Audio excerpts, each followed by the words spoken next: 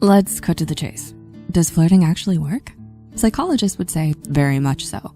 In fact, according to an article by self-help blogger and psychology writer Eric Barker, research has proven that flirting and signaling your availability to someone is a better predictor of romantic interest than attractiveness. Generally characterized by specific gestures, body language, and direct or indirect social cues, sex educator and relationship coach Kelly Gonsalves defines flirting as any method you use to signal to someone that you find them interesting and want to engage with them further. Usually a fun and lighthearted activity between two people who find each other attractive, and flirting should feel good for both parties involved and spark feelings of curiosity and excitement. With that said, if you want to let someone know you're interested in them, but your fear of rejection is stopping you from saying it outright, don't worry. Here are 7 subtle and psychology-backed ways to flirt. Number 1, flirtatious facial expressions. Because it's often more socially acceptable for men to make the first move, women tend to flirt mainly through facial expressions and other nonverbal cues. Psychologist Jeremy Nicholson states that some of the most common examples of these include turning your head to one side, tilting your chin down slightly, tossing your hair over your shoulder, and biting your lip while smiling. As for men, number 2, smile slowly. While it's not unheard of for men to follow a few of the same flirty facial expressions as women, according to psychologist and professor at California State University, Dr. Pamela Reagan, smiling is the single most effective and most universal method to convey romantic interest. To be more specific, when a man smiles slowly at a woman, it's less likely to be mistaken as just a casual smile of friendliness. Number 3, brief glances. Similar to the last point, glancing briefly at someone only to look away is another subtle but well-known flirting technique, often done by both genders. In Dr. Pamela Reagan's book, Close Relationships, she writes that doing so indicates preferential attention and is a clear sign of positive romantic intentions. So if you want to flirt with someone but fear rejection, just steal a few glances at them from time to time until they notice. Number 4, feather light touch. Still, self-help expert Eric Barker insists that the flirting technique that works better than anything else is a simple touch. But don't worry, you don't have to invade someone's personal space and worry about making them uncomfortable with your touch just to let them know you're interested. There are some ways of flirting through subtle touch, such as a light brush against their shoulder or forearm, a lingering hand on their waist, or casually touching their hair. Number 5, mind your appearance. Another great but subtle way of flirting with someone is to be more mindful of your appearance when you're around them. And no, that doesn't mean always checking the mirror while they're talking to you, because that may make you seem vain and uninterested. But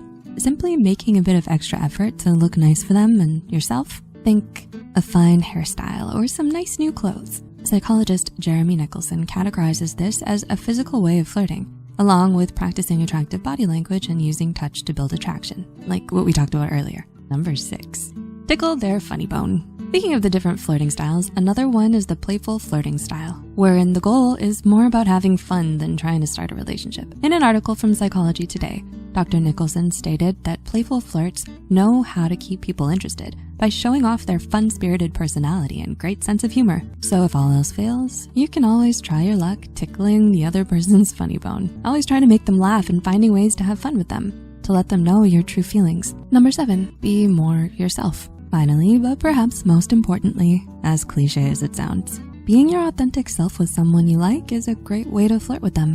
Why?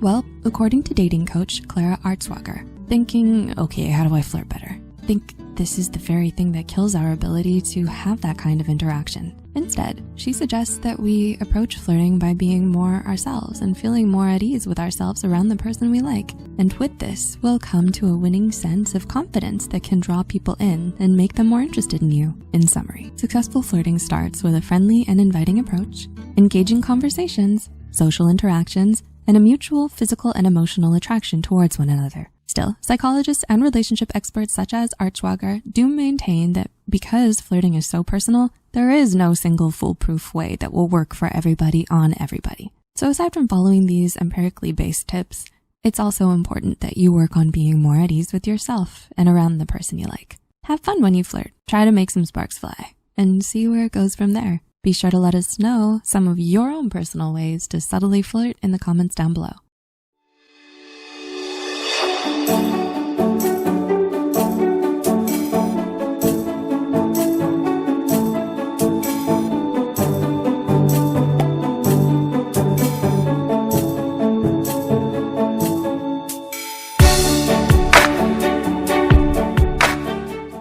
What was your childhood like? The way you were raised can have a very big impact on who you are now. Your relationship with your parents and the environment you were in can shape your personality, interests, and ideals much more than what most people may realize.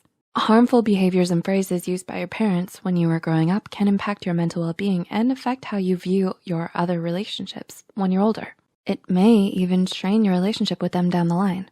So whether you're already a caregiver looking for phrases to avoid or a child seeking information, here are 8 hurtful things parents tell their children. Before we get started, this is a disclaimer that this video isn't meant to diagnose, treat, or cure anyone. It's for informative purposes only, so if you or someone you know may be struggling, we urge you to seek professional help from a therapist or another trusted professional. Number 1, you're so dramatic, grow up. Have you ever been told you're too dramatic? As a child, you may have been upset about something that wasn't objectively a big deal. However, while the problem might not have been that bad rationally speaking, the emotions you felt were still important. When parents dismiss how their child is feeling, it can make them feel as if their emotions aren't valid and that they don't deserve to be expressed. Telling them to grow up can also cause them to perceive adults as unfeeling, which may cause future problems with communication and being vulnerable. The bottom line is that all emotions are important, valid, and deserve to be expressed in a healthy way. Number 2, why are you like this? Have you ever been asked this? How did you respond? Questions like, why are you like this, or what's wrong with you, tend to be used rhetorically when someone is frustrated. However, they can have many psychological impacts, especially for children. A child could start believing that they're inadequate, broken, or that there is something wrong with them. Children are extremely impressionable, so a parent saying this out of spite can affect them for years. Parents should try to avoid this phrase no matter how frustrated they get. Phrases like, talk to me about what's wrong, or I'm listening, let's talk this out, are much better alternatives that promote healthy communication and understanding. Number 3, you belong to me and no one else. Are your parents protective? Many caretakers feel the natural instinct to protect their children. However, being too possessive may end up harming their emotional growth.